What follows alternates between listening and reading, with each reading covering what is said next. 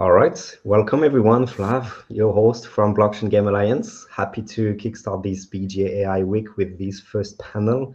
We are currently standing at a definitive crossroad in the industry, what some expert in our latest State of the Industry report said, between the pre-AI and the post-AI areas.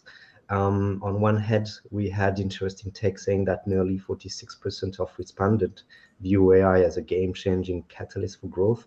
On the other, we see a rising defiance against AI washing, where the technology is treated as a buzzword rather than a value add.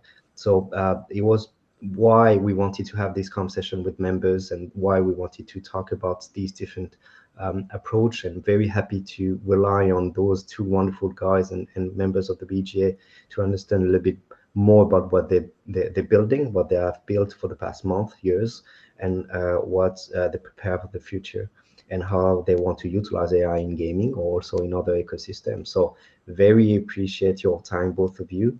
And obviously the first question I will have for you today will be to introduce yourself, but also if you can just explain the kind of milestone you achieve in 2025, because we are in very early 2026. So if you can just share a few things about why you are, what kind of topics, what kind of activities you're proud of having done last year in 2025, and what do you prepare, what is the strategy for 2026, where you want to go, will be awesome. So yeah, I don't know, Behfar, would you like to start?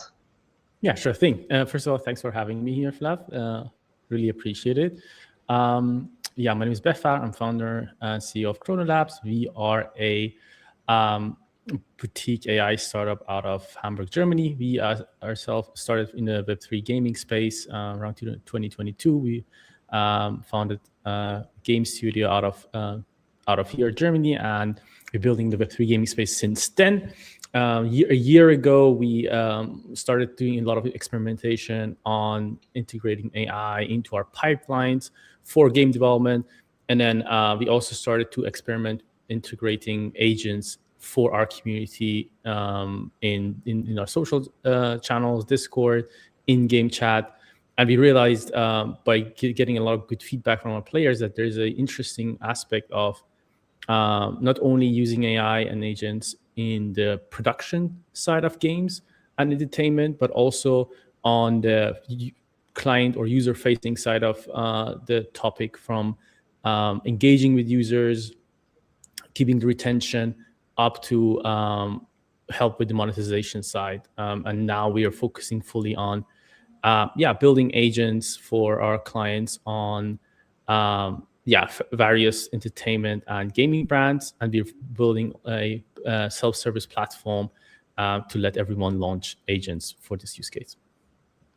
Awesome. Thanks a lot, Behfar. I'm super happy to have you in the conversation. And as you said, like when we had so again, we released, for those who don't know, we released the State of the Industry report that we do every year. I think it's the 5th time we do it.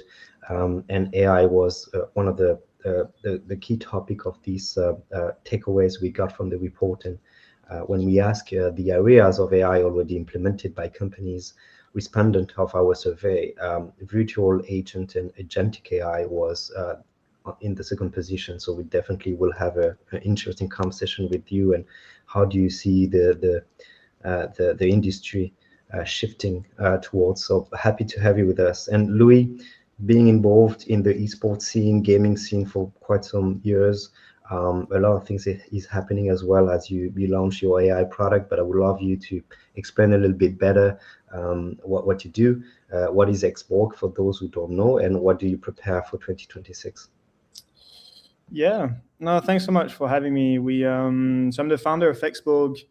We started off in the esports industry, so we provide fan engagement solutions in the esports industry. I think one of the milestone moments for us in 2025 was us becoming the #1 esports fan app providers.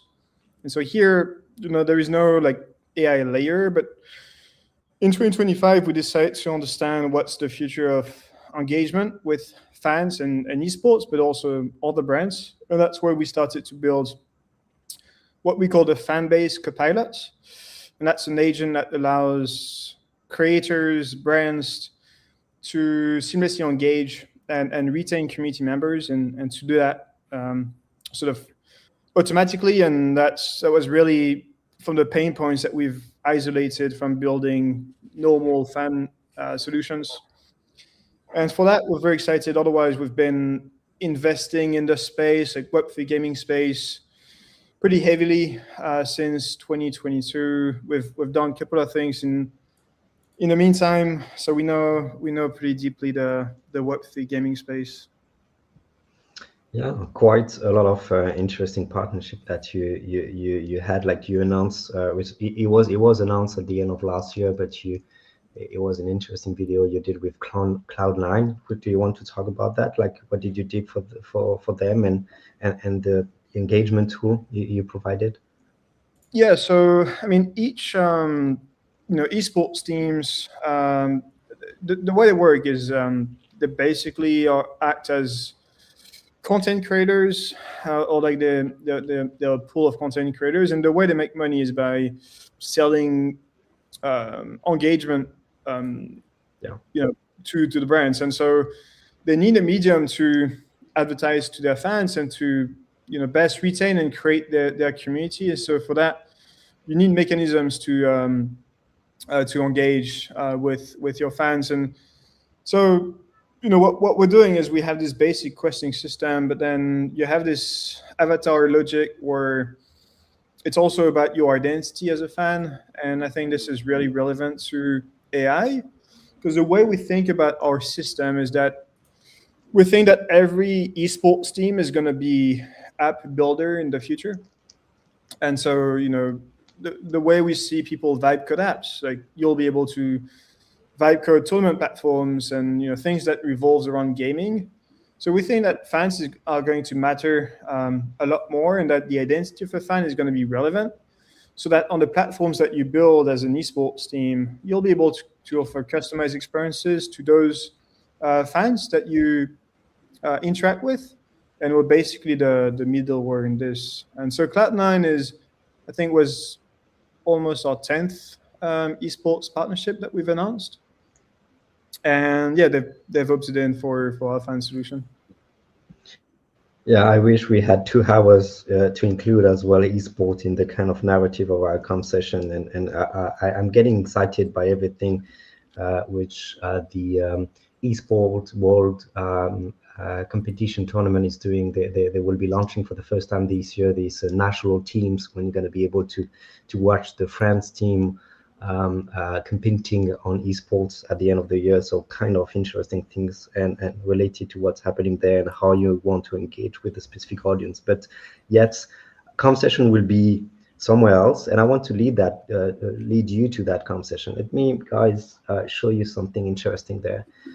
So again, this is our state of the industry report, and we had a few questions to the respondents, and the respondents, they are involved in the blockchain and gaming space, and we wanted to ask the sentiment towards AI in blockchain gaming. And it was interesting to see both, like most of the people, like half of them, 45.7% of them said AI, it's a game-changing technology that will accelerate industry growth, but at the same time, for 26.5%, it's equally likely to create risk as it is to create benefits. And even for 20%, it's useful, but overhyped in the short term, which is interesting to see this balance in terms of expectation for AI and what we've been through for the past month and years when we talk about AI in gaming specifically. So the question for you two will be, when you to navigate the space of AI products you're building yourself, and have conversation with studios or brands, for studios currently on the fence, what is the deciding factor that tips AI from a risk to a clear competitive advantage? How do you see a company saying that it's actually very beneficial for what I'm doing, rather than just hyping a product which seems to be interesting for now, but actually delivering no value? So I don't know, Louis, if you want to start. Yeah, it's a tricky one, because it depends on the companies. So like when we build products, we interface with esports teams, game publishers, because we plugged into their systems, and fans. So the risks with AI. So for example, what we have is like an avatar, and you'll soon be able to chat to your avatar. So just a chatbot. And so the risks there is as you share more data, then you have GDPR compliance. So that's like a big thing that we deal with remotely every company that we work with. And this whole thing of data is like, what do you have to do with it? How do you protect your users with it? As far as integrations are concerned, like when we chat to the publishers, Riot, Epic, they're still pretty adamant about AI. And so when, for example, we're building a platform for a large publisher, and you have UGC that you can enable on our platform. So let's say you want to create a 3D asset. Then the question is, once you get the 3D asset, like to whom does the IP belong? Because that was like AI generated. And so we get those questions quite often. And so we find that the large corporations, and we're talking about like Fortune 500 companies, it grows at such a fast rate that the legislations just haven't caught up yet. So they don't really know how to react. Like, for example, a GDPR compliant framework for uploading 3D assets that are AI generated, and you have to go through all of the IP right questions, then the cost of implementing this just is too high. Yeah. So what do you feel like so as per what you're saying, it feels like any companies delivering AI products, or any companies benefiting from AI products, it's not easy for them to rely on a specific regulation, because we are in the beginning of trying to figure out a way to protect your data or protect your IP when you're putting on live, and you can do everything with AI product. Do you feel like it's not easy to navigate a space when the regulatory landscape is not clear on that? When you're a public company, yeah, but obviously a startup doesn't care about this, and sure. you don't have the same requirement. It's just I don't know, you talk to Blizzard and you're like, we can create, like, how about we get your players to suggest UGC like assets that can be embedded within the game, and then it's just not as the type of conversation that you expect. And whereas when we talk to a small esports team, then you can go full on. And there is this part of AI where, like, AI that's user facing is obviously tedious, but AI that's built in internally. So, when we use our fans engagement solutions, like in the backend, you have a lot of AI stuff to suggest you how to engage with your fans, and that is just much more seamless. The risks is whatever is client facing.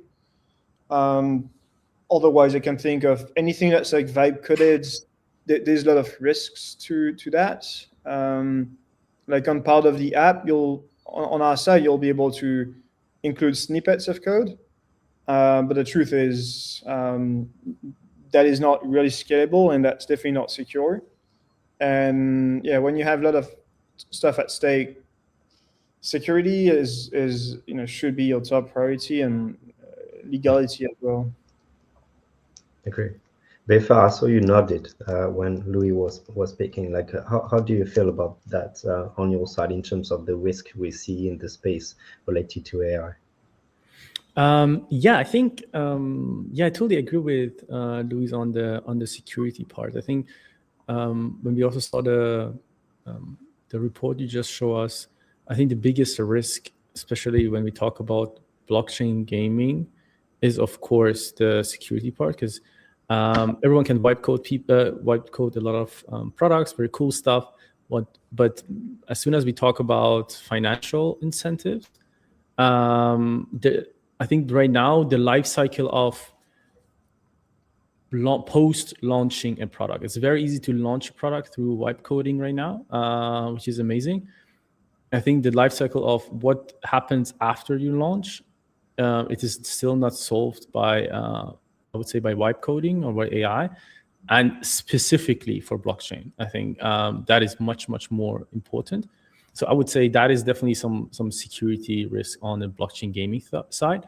But to circle back to the original question, I think AI does not specifically enhances Web3 gaming or blockchain gaming as industry itself, rather than it just enhances everything we do within the gaming industry as well, or in general in the entertainment industry, right? And I think it's the interesting part is you can use AI, as Louis said, in the very different departments and very different use cases. And the timeline to, let's say, go to market or adoption of AI is very different for different companies. Bigger companies are much more risk averse. They're much more careful. Just also because specifically in gaming, you also have this responsibility of you don't want to make sure that your gamers or your users are happy with your decisions, because AI is also a very sensitive topic, but also you want to make sure that you're using AI in the correct way. But I would say overall, I think we talked with past year, we talked with bigger sports brand, bigger game studios, bigger publishers. I think I would say every executive in those companies know they need to do something with AI, but there is still the gap of, okay, what exactly can we do? Because there's a lot of noise out there. And what part of AI or use case that actually enhances our business? I would say, for example, very established thing is, I think, user acquisition teams, right? If they don't use AI for generating or testing, let's say, content and copies or creatives for their ads, especially in mobile, they're gonna fall behind. So that is very certain. But let's cycle back to, let's say, customer service, and then or it goes to VIP management. People are much more slower about those type of actions, because it's still have this room for error. And when we go up the ladder to, okay, as Louis mentioned, what happens to our IP? How safe is it? Is the AI agent, let's say, gonna go say something that it's going to be bad for our brand? So the guardrails of these AI or solutions are still very important for many big companies. And I think that is going to also more and more slowly go away in more sensitive parts of the business of the industry, which is like, all right, if something goes wrong, has a lot of consequences. So that moves a bit slower than everything else. I think that's great. I'm curious, and I promise it's going to be maybe the last, not less optimistic question, but as you are two entrepreneurs trying to thrive into this ecosystem when you have AI-related products, I wonder, there is a fatigue in the space right now. It's not easy to navigate this space because, as I said, like we have a mix of excitement, but fatigue as well around AI product. How do you navigate that? Because you fully think that your product is actually helping a lot in different ways. Engagement, you said yourself, engagement, retention, monetization system, and everything. How, as an entrepreneur today, convincing of the potential of the product you're launching, how do you navigate the space when you are facing a sport team, e-sport team, a sport brand, or anything like that? Do you feel like it's more and more complicated based on what's happening, or it's just a matter of education and proving that the product is reliable? I wonder, Louis, if you have any take first. I think, I mean, this stuff is evolving at such a crazy rate that you had teams that we've onboarded a year ago, and even when we were suggesting like AI quests, they were like, that stuff is not useful, to then, oh shit, now this is replacing my community manager. Or like for the copilot that we've built now, which is basically running engagement on the copilot.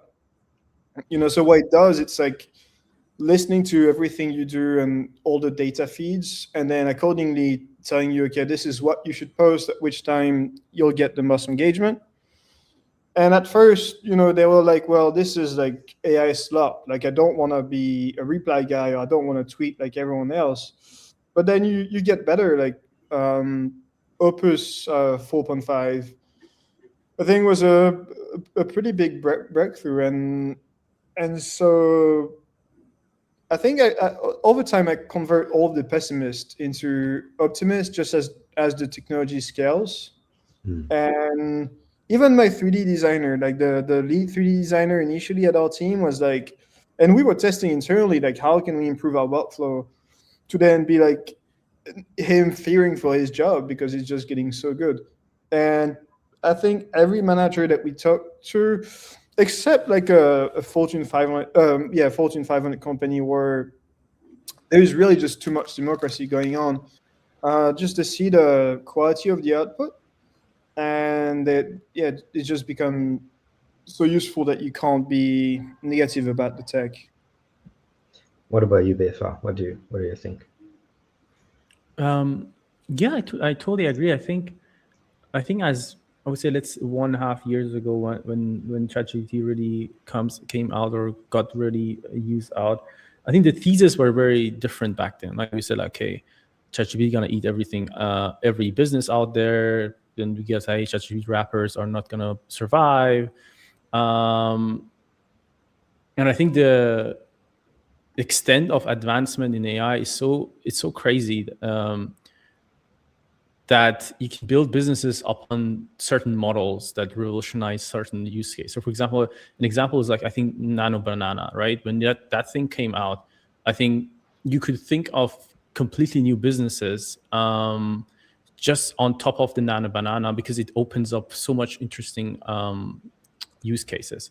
So it's very hard to say what it's gonna look like, let's say in 3-4 years. But I think our strategy is to niching down, to say, all right, these are the bigger models. They are going to get better and better. As Louise mentioned, Opus 4.5 is a monster of a model. So we're not going to fight those type of fights. We're looking into, all right, how can we use these infrastructure that is getting advanced, put some thesis of, let's say, the thesis of compute is going to be cheaper, or models going to get more advanced, etc., and then build companies in that direction based on those theses. And what we are really focusing on, all right, is, okay, everything we build is focusing on entertainment and gaming, and how can we make the life of those operators as easy as possible, and then niching down what challenges they have, and how can we build exactly for that challenge, rather than go too broad and they say this is AI solution for everything or every industry, and everyone can use it, just because it's very hard to be competitive. And also the bigger models technically can eat you up. I see a lot of apps out there wipe coded, and technically, like, if you think about it, it's just a prompt technically, right?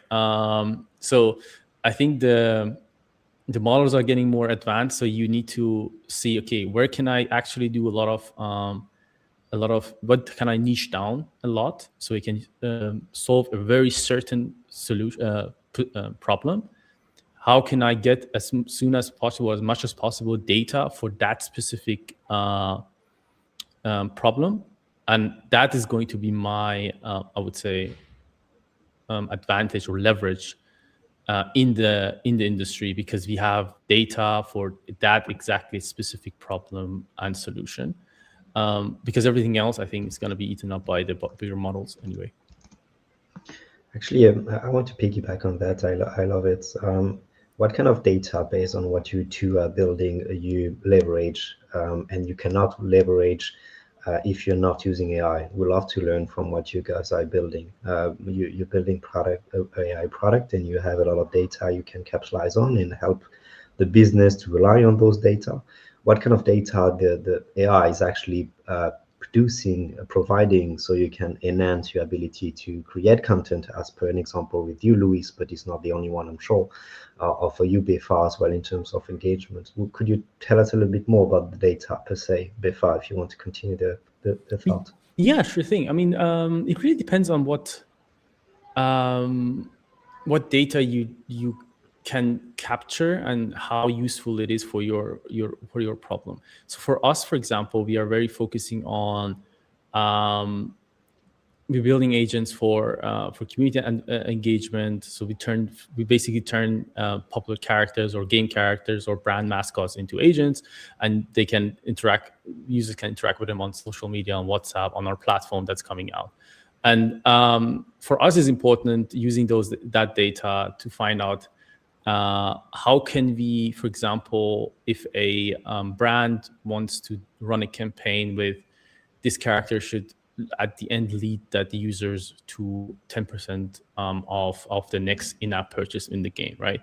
Then you can gather that data when it happens and build like custom models of or reinforcement learn that your model to have this, I would say, big advantage in the industry, because you have this data, you saw the conversion happening, you know exactly what, for example, after how much interaction, after what type of interaction such conversion can happen.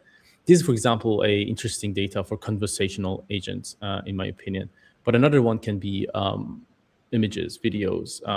If you say, I want to build a LoRa or a custom model with an open source model for a specific use case of image. Let's say you're pitching a let's say sports brand. I cannot say which one, and we would have built basically a custom model for them because they wanted a specific image happening all the time, no matter what the input is.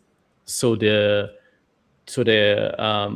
branding and the IP of the client is always ensured is correct, because the IP is very complicated.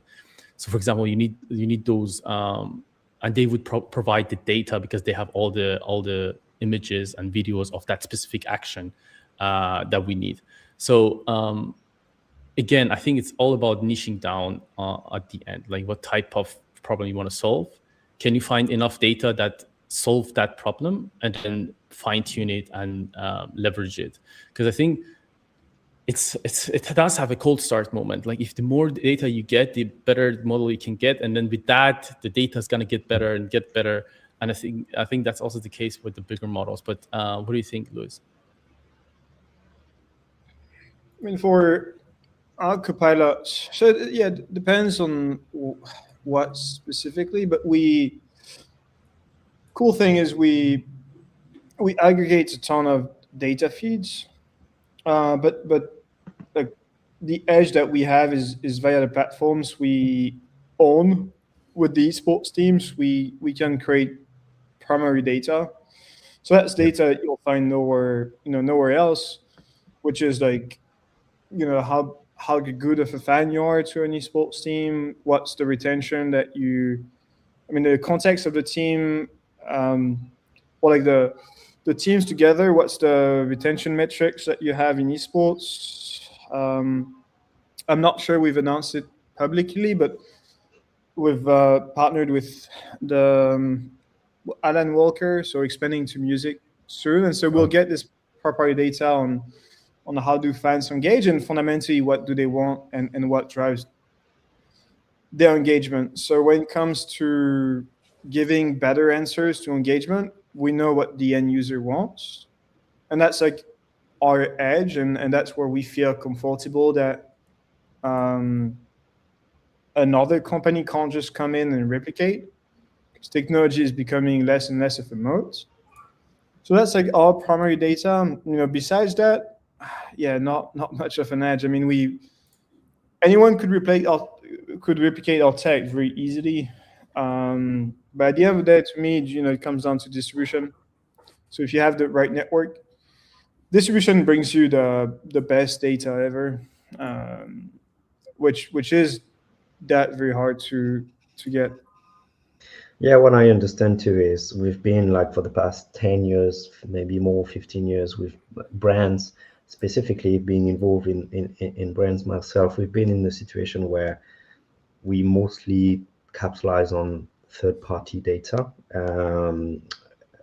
ads, so we can attract a specific audience for the products we're selling or services we're selling. It feels like based on what's happening in terms of data protection, you said GDPR, but also IDFA with Apple and everything, it's harder and harder to rely on that. And you, as a brand, you're in this situation of first-party data seems to be your kind of the direction you would like to tap into, and feels like based on what you two were saying is AI is actually pretty much relying on the objective as well. So feels like it's a perfect fit.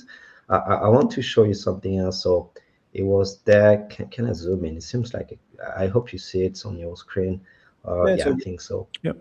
Perfect. So we have different things, areas of AI already implemented by the companies we questioned. Not funny enough, the first thing will not be a surprise for you, I guess, because it's the easiest one. I would say it's marketing and communication content based on all the LLMs we have in the market, and you mentioned a lot. The interesting thing we've seen was the differences between chatbot when we have 20.5, which is lower than the actual virtual agent and agentic AI. So we see these as the biggest move as what we see for chatbots, which was quite a thing for the past years. So it's interesting to see where those companies are heading in terms of what they are developing. And I wanted to get your thought on that, because obviously you are deeply involved in that. What does it mean when you see these graph, when you see maybe if you want to talk about the marketing and the content, which is the first one, but the differences between chatbot, which is a little bit lower than agent and agentic AI. What would be the first thought on your side when you see these? I don't know, Behfar, if you have any take. Yeah, sure. I mean, I think I would say I'm not sure what was meant by agentic AI, but I think chatbots were basically the initial UX of interacting with LLMs, right? Yeah. You ask something, maybe you put a bit of a input in it, put a PDF in there, and ask the PDF, and then that was like basically the UX of how we interacted with LLMs back then, or still. It's like one of the main ones. I think with agentic systems, we're talking about agents taking more actions on our behalf in very separated, or distributed systems, right? For example, you can say, hey, I will need this and that, and then an agentic system can maybe look what is the best resources to gather, maybe do a research first, maybe chat with call different APIs to actually at the end be able to finish the job that was asked for.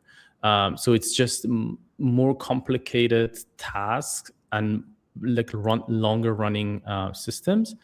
But at the end, a chatbot still can be an agentic system. Just the UX or just how we interact with it is very different, right? If you think about it, I think ChatGPT 4.0 or 3 point something back then, but now with 5.2, even the LLM models are becoming more agentic, right? They have tool usage within the system already. They can scrape web. They can create images. So I think agentic systems are basically the natural evolution of, let's say, call it chatbots. Yeah.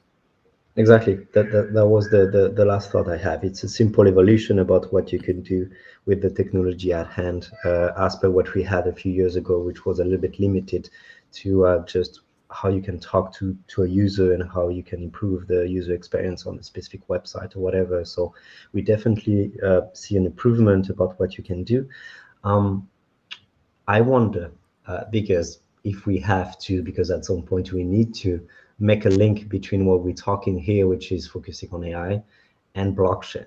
Because when we say agentic AI or AI agent, there are a lot of things happening in the blockchain space, as per what we see with the X402 in terms of payment. And the other thing, it's definitely, we are the very early stage of it, although we see a lot of things happening from those blockchain payment structure. How do you feel about that? Do you feel like at some point you're going to be, you would like to involve what's happening in blockchain in terms of agentic AI into your own products, or it's a little bit early for that and you don't see any specific use case? I wonder on your side, Louis, if you see any fit. I mean, my thesis that it's been going on for some time now, but I think, well, gaming was still very early, but as in, like, you know, in how many years will we be able to create a game in a couple of weeks, like an actual good quality game? And I think the time we'll get, like, by the time we'll get there, is gonna be very obvious that the like getting users is gonna be the big thing. Like and we're seeing it, like Behfar discussed about this, but like you can vibe code stuff, but like what's after that? I think it's gonna be even more prevalent. And so to me, the question is, then what makes product A and product B better? And I think transparency is gonna be one where it's important. Like if I have two similar products, like I would want one that is transparent. Let's say one has loot boxes. Well, if I can see transparently that it's provably fair, I'm going to opt in for that solution. Similarly, if you want to solve for the cold start issue, we might be able to tokenize assets and to like airdrop part of the value created within the game, because you'll be able to. I mean, you'll have to compete with the game A. It's sort of like vampire. Exactly how we were fighting for liquidity back in the early DeFi days. I think we'll be fighting for players, and I think blockchain and like capital markets isn't, to me, an easy way to bootstrap your initial player base. And so I think that I wouldn't be surprised that pretty much all games have some kind of blockchain tied to it, as long as we're taking the best part of it. So get rid of all the gambling aspects, but we use blockchain as just like Polymarket in Kalshi today. Like Polymarket was very Web3 focused. Kalshi not necessarily, but now you see Kalshi doing more and more Web3 integrations, because that's something that was demanded by the users of Kalshi. And I think something similar, perhaps that's just wishful thinking because I love this space, but I think players will demand more from the products they use and the games they use. And, when you have a closed source system like Steam, and we sold a Counter-Strike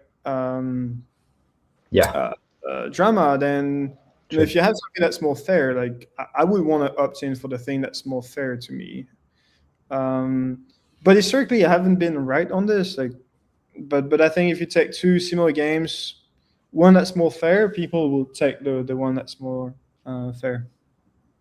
So it's a matter of listening to your customers, fan base, and how you deliver on that product wise. But I think to me it's a matter of leverage, because if the users know that the product hasn't been capex intensive, and you want to charge the user $10, well, they will demand something in return, like, because as the tech is not the moat anymore, people will want to see the value back.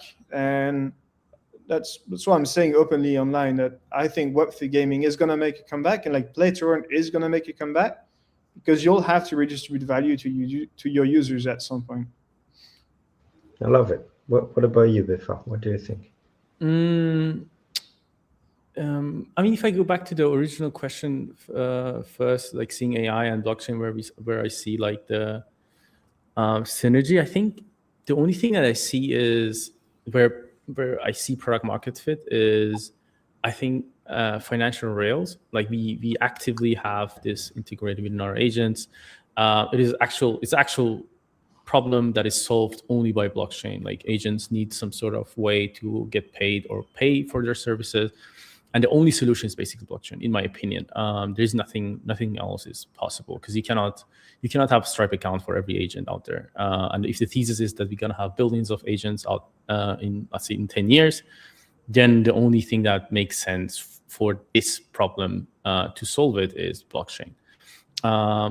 So payment rails is one of them, and another one would be verifiable inference. Like, I think at some point it's going to be interesting to make sure that the inference that we are using, let's say the call to LLM or a open source one, is legit. If it mostly maybe talking about financial applications is. So I think those are the two areas that I see. I don't see any area where AI specifically enhances or uses blockchain or blockchain gaming and not traditional gaming. I think it's just a gaming thing. And on blockchain gaming itself, I mean the thesis back then was that, as Louis said, if you put two games beside each other, one is play to earn, let's say, and one is not play to earn, they're identical, player's gonna probably play this one.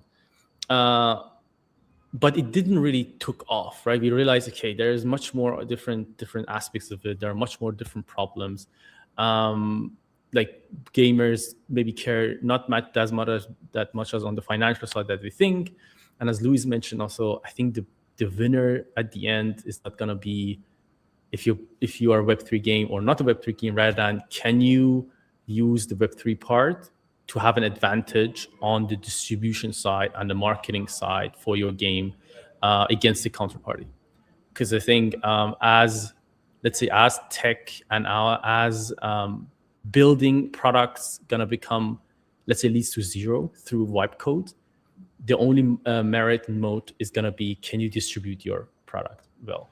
And I think that is going to be the most interesting aspect we're gonna see. Can Web3 teams, Web3 games use like the tech to have a leverage over distribution rather than anything else? Because I do believe the thesis from 2021 didn't really work out. I think the new thesis, in my opinion, is can you make sure that you use the tech for distribution and for marketing and bootstrapping your community and keeping that going, or not? That would be, I think, in my humble opinion. But we'll find out. Yeah, love it. Yeah, I wonder, Louis, if you wanted to say something, because I heard a noise if you disagreed or agreed on that. But if you have any other take, please. No, I think AI in gaming, there will be a lot of open source. So like if tech is worthless, then like you might as well have something that's open source, like at the tech level, but like potentially own the IP and the distribution. And historically, blockchain's just been is building in the open, and I think that though you will want an incentive structure for a team that's open source, and I think tokenization is going to bring some value there. Now, yeah, as Behfar said, like 2021, we all remember those days where play to earn hasn't played out. Or like over financialization leads to churn, and people just like, if you have AI, you basically can then what's an actual gamer and what's not. I think that's also where crypto can like ZK proofs, for example, to prove your identity without you don't necessarily want to go through a full KYC before logging into a game, but I think it's going to be a requirement because with like MCPs, you'll be able to play any game. It won't be you. So like, how does that disrupt the gaming industry? So Sure. Some like, I don't know how advanced ZK proofs are, but I think there will be a solution to prove KYC or like have some kind of system that's not too Orwellian. Yeah, Mochaverse is trying to it's the early days of what they're doing, but with the Mocha ID, they're trying to using actually ZK rollups as well as a technology to make sure that you're Yeah. not asking too much, or you're not relying on data from the users to verify some sort of user data, which is fascinating. Yeah. Maybe one last task for you. It might be the only task, I don't remember, but I'm gonna ask you to do something for me and for the others as well.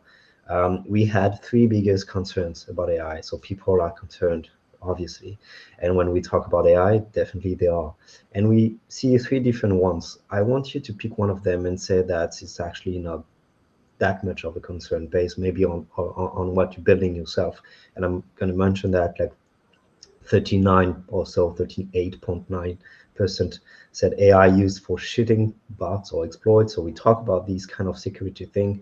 The over reliance on AI for 36.8% as well, and 32.8% of respondents said the loss of human creativity. Knowing a little bit about what you're working on, I will bet the third one is very interesting for you, too, maybe. But would love you to just maybe pick one of them and explain that it is definitely a concern, but it could be definitely something you can counter or based on what you're building. Do you have any take on one of the biggest concern on when maybe saying that otherwise when you're facing a company, a sport company, a game company, saying those concerns, how do you respond? Any one of them? Behfar, if you, oh yeah, Louis, you start talking, please. Well, I think, every AI system starts with a thought from a human, at least today, and you need that initial creativity. So, but I still do think, I mean, at some point, I do think games will be created fully by agents. But like the the key trends, I think we're still far away from trends being defined by agents. Like creativity to me, like sparks from day-to-day actions that we see. Like we see, I don't know, ISO speed, building a map on Fortnite, or like whatever. That's the data that we have access to, and I think that gives us an edge over what we think the user wants. I still do think that will be pretty safe until, again, trends are not defined by agents. The dead trends are defined by agents, and like the data we're fed with is mostly agent based. Then we don't have an edge on creativity. But I it's probably gonna be true in 10 years, not now. Um, so yeah, I mean, though I think in 10 years we're probably, yeah, due for some kind of reset when everything we watch online is gonna be AI. At some point, we'll have to greatly fear for creativity. That's for sure. What about you, Behfar? Do you have any? How would you respond to those three threat concerns about AI? I think it really depends on how you communicate the role of AI in the whole equation. Like how we see it is, or in the pipelines, let's say internal pipelines ourselves as well, is a human does the thinking, AI does execution. This is like the core,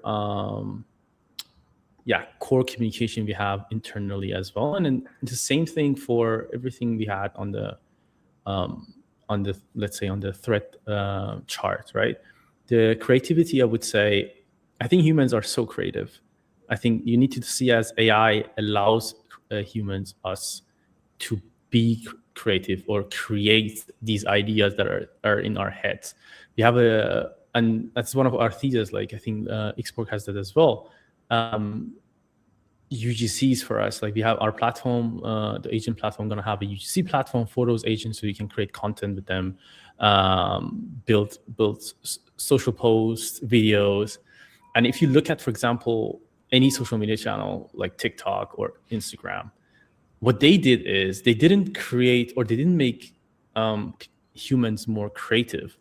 They give them tools, let's say TikTok, to be able to express yourself creatively through those easy to do video edits or video editing tools, right?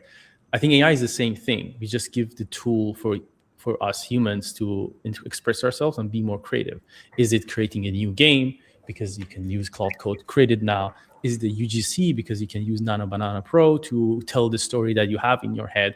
So I don't think that is going to be a problem, because humans are extremely creative, and I don't think that's going to change in the next years. What has never changed in the past, let's say, centuries, right?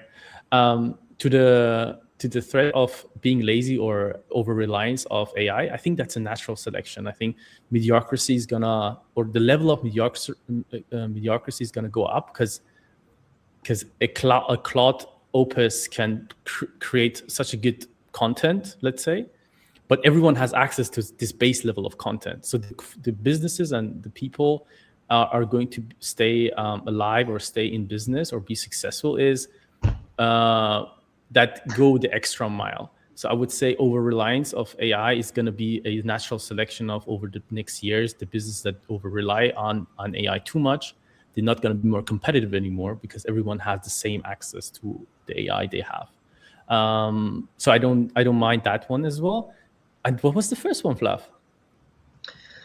So yeah, you responded exactly. Cheating, exploit bots, security as well. Yeah, okay. I think that's above my paycheck, but I do believe that is definitely going to be an issue. But I think on one side, using AI for cheating, but we have also on the other side, same AI to avoid cheating. So I hope it's going to balance it out itself. It's going to be a conversation we will be able to have with a member of the BGA working on that specifically, and we kind of already started the conversation, I think 2 weeks ago, but definitely was interesting thoughts he shared already. I love it, guys. I really appreciate taking the time to talk about what you do. Maybe quickly, I would love you to, we are in the early days of 2026. What should I wish you to accomplish in 2026? Business-wise, let's say we're here for business. So if you have anything, Behfar, what should I wish you for this year? We're launching our platform, so I'm very excited about that. And I would say we are looking very forward to turn beloved characters, IPs, mascots into agents that actually care about the users and engage or re-engage them. So if you have a character that wants to be your mascot, or you want to launch something with that character, we can help you to turn it out to a, let's say, a companion of your users rather than just a character in the game. Okay, so a year full of companions, it will be my wish. Perfect. Thank you. Louis, what about yourself? What should I wish you? 5 million annual recurring revenues. Right. I can try. I can do my best.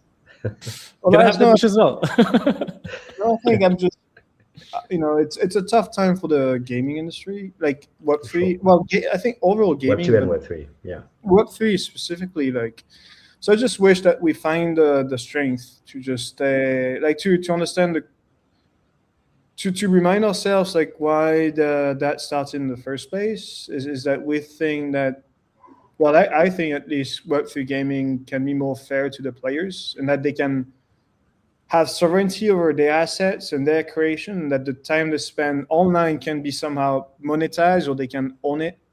And it's a better alternative to Web2. So I hope that we gather more builders that understand this, that are not here to extract, but rather add value. And so I think collectively, I wish that we get great builders into the space in 2026.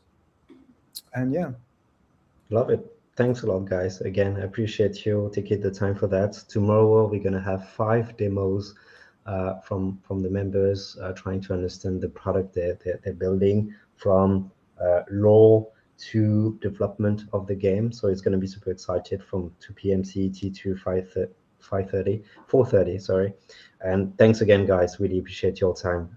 And I wish you a very good year. I hope to see you very soon face to face, although building is the first priority for every one of us. But thanks a lot for taking the time. I appreciate that. I see you soon. Thanks. Thank you very much. Bye-bye, guys.